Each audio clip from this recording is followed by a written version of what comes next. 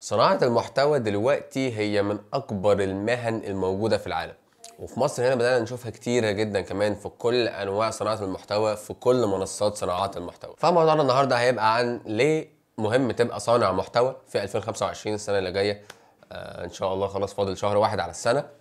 ليه لازم يكون عندك خبرة في صناعة المحتوى حتى لو أنت مش هتخش المجال ده قوي، لكن ليه لازم فعلا يكون عندك طالما احنا داخلين على السنه الجديده دي. دلوقتي صناعه المحتوى هي من اهم الحاجات اللي لازم كل الناس تكون عارفه يعني ايه صناعه محتوى. هنتكلم في الفيديو ده عن صناعه المحتوى، ليه لازم تصنع محتوى، ازاي بيأثر في دخلك، وازاي تعمل فلوس من صناعه المحتوى مع الوقت وتدريجيا، وكل التفاصيل دي هنتكلم عنها في فيديو النهارده. كمل معايا الفيديو لحد الاخر ويلا بينا نبدا. طب اول حاجه، صناعه المحتوى تحولت من كون ان هي مثلا لو هنرجع 10 سنين ورا او حاجه كان يوتيوب مفتوح للناس كلها، وكان قليل قوي ما حد بيبدا ينزل فيديوهات على اليوتيوب، علشان كده كان حتى الوصول في صناعه المحتوى سهل، النجاح كان سهل من دلوقتي بكتير. لكن دلوقتي زي ما احنا شايفين بقى اي حد يقدر يعمل فيديو حتى ولو بموبايله وينزله على اليوتيوب وتيك توك انستجرام فيسبوك، المنصات كتير جدا مفيش اكتر منها. موضوعنا اللي عايزين نتكلم فيه بقى، صناعة المحتوى اتحولت من مجرد حد بيقدم حاجة بيتكلم عن حاجة بيحبها. بتكلم معاكم عن ايا كان، يعني مثلا احنا عندنا قناة تانية سيبلك لينكها في الوصف تحت، بنتكلم فيها عن السينما. حد بيطلع يتكلم عن حاجة هو بيحبها، بنتكلم عن الافلام، بنراجع الافلام سوا، بندردش فيها. دي صناعة المحتوى اللي كنا متعودين عليها زمان. دلوقتي صناعة المحتوى بقت موضوع أكبر من كده بكتير جدا، وهي إن صناعة المحتوى دلوقتي هي المصدر الأساسي لأي إعلان ودعاية. الإعلان على السوشيال ميديا أو على منصات التواصل الاجتماعي اللي احنا بنصنع عليها محتوى دلوقتي بقى أهم، وبيقدم فاليو أكتر للشركات والمعلنين أكتر من الإعلان على التلفزيون. دلوقتي مفيش بيت مفهوش حد بيستخدم أو بيستهلك البرامج دي، من الصغير للكبير كله بيستهلك تيك توك ويوتيوب وفيسبوك وكل مواقع التواصل الاجتماعي. فدلوقتي لو انت ايا كان مجال شغلك وما بتستخدمش صناعه المحتوى فانت بعيد قوي، وانت بتخسر نفسك حاجه كبيره تقدر تعملها، ودعايه يعتبر نقدر نقول مجانيه، او هي حرفيا مجانيه. انت ممكن تصور بموبايلك من غير اي تكاليف تماما، تعمل اعلان لمنتج انت بتقدمه او لمحلك لو انت بتبيع فيه حاجه، او ايا كان الحاجه اللي انت بتعملها تقدر تعمل لها دعايه مجانيه على مواقع التواصل الاجتماعي دي بموبايلك. فصناعه المحتوى دلوقتي نقدر نقسمها لنوعين، وهو نوع اللي بيصنع محتوى علشان هو حاجه هو بيحبها وطبعا جنبها يجيب فلوس، بس احنا لسه هنيجي للنقطه دي. والنوع الثاني اللي بيعلن عن منتج او عن مشروع بتاعه. النوع الاول وانا منهم، واحد بيقدم محتوى هو بيحبه. انا بحب اتكلم مع الناس في المواضيع اللي انا بفهم فيها، زي القناه بتاعتنا دي بنتكلم عن مونتاج، اخراج، تصوير. نتكلم معاكم دلوقتي في موضوع زي ده. لحد ما القناه هنا ملهاش نيش قويه، يعني انا ممكن اطلع اتكلم في موضوع انا حابه عادي، فانا بعمل حاجه انا بحبها.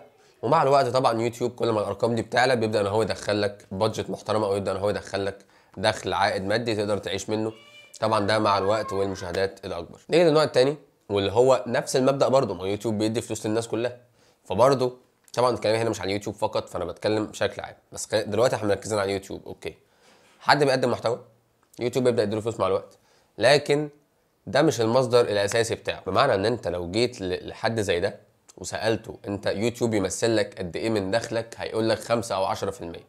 هو بيستخدم صناعه المحتوى وبيستخدم الفيديوهات دي في حاجه تانية خالص، وهي ان هو بيعلن عن منتج بتاعه او مشروع بتاعه. وان يكن انا صاحب حاجه كبيره، صاحب محل، صاحب اجنس عربيات، صاحب ايا كان، وطلعت اتكلم عن المحتوى ده وقلت ان انا عندي الحاجه دي وبقدم عليها عرض معين، او ان انا ببيع الحاجه دي. مع الوقت انا اتشهرت، فالناس بنت علاقه معايا، بقى عندها ثقه في الشخص اللي بيطلع قدام الكاميرا ده، فهتشتري منه بدل ما تشتري من حد تاني، لان هي واثقه فيه وواثقه في الكلام اللي هو بيقول. فهتلاقي ان هو بدل ما كان بيبيع حته في اليوم بقى بيبيع ب 10 20 100، والهايب اللي احنا بنشوفها دي. وعندنا امثله كتير جدا عن مطاعم وعن محلات وعن براندات طلعت كلها بلا استثناء اتشهرت من تيك توك وانستجرام والريلز اللي بتنزل فقط. فصناعه المحتوى دلوقتي هي كنز حقيقي في ايد اي حد يقدر يستخدمه، وفي ناس لحد دلوقتي سايباه. انا واحد من الناس، انا فيلم ميكر، انا صانع فيديوهات، انا معايا اعاده تصوير، بصور، بعمل مونتاج، بعمل ده كله، بقدم المحتوى هنا على القناه، بعلم تصوير وبعلم مونتاج.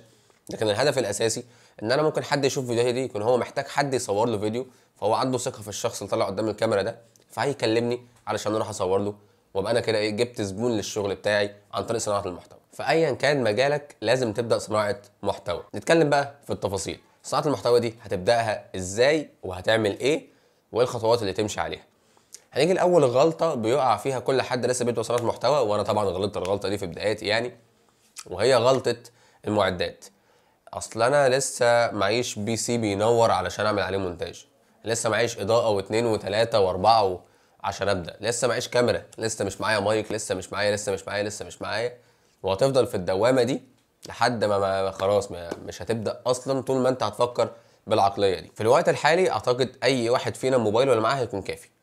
ان موبايلاتنا كلنا دلوقتي كلها كويسه جدا جدا جدا وكاميراتها محترمه قوي. كل اللي انت محتاجه حرفيا شويه اضاءه كويسين. لو اضاءه المكان عندك مش افضل حاجه، هتجيب حته سوفت بوكس ب 500 600 جنيه، ممكن حتى تعمله في البيت. انا بدات عملت واحد في البيت بورق فويل ولمبه والدنيا زي الفل. او لو عندك المصدر الاقوى والاعظم والافضل في العالم، الشمس، لو عندك شباك بيطلع الشمس افتح الشباك واقف قدامه، ده انت يا بختك. احنا اضاءتنا الاحترافيه دي لما بنيجي نقيمها بنقيمها برقم اسمه السي ار اي. السي ار اي ده اللي هو الكالر ريندرنج اندكس.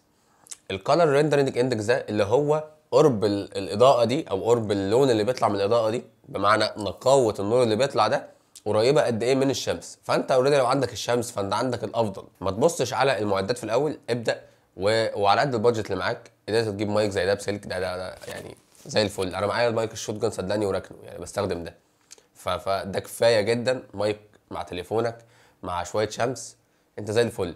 ابدا صناعه محتوى وابدا اعمل الحاجه اللي انت محتاجها حسب انت انهي واحد من الفريقين بقى. انت في الناحيه اللي هتقدم محتوى عن حاجه بتحبها، تتكلم عن اي حاجه، سينما، كوره، عن مجال انت بتحبه، عن طبخ، عن ايا كان.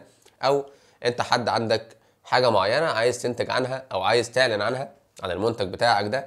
فصناعه المحتوى هي الكنز الدعائي المجاني اللي انت راميه كده وسايبه. الحاجه التانيه اللي عايز اقولها لك هي لو فعلا لسه هتبدا في الفتره الحاليه، ابدا على منصات الفيديوهات القصيره، ابدا على تيك توك، ابدا على انستجرام، ابدا على فيسبوك. يوتيوب بقى صعب قوي والمنافسه فيه بقت حاجه يعني تخنق بجد. المنافسه في يوتيوب بقت صعبه جدا جدا جدا، والجوريزم يوتيوب نفسها بقت من كتر المنافسه ومن كتر صناع المحتوى مش عارفه تزق مين وتوقع مين، فبتوقع الاغلبيه اصلا.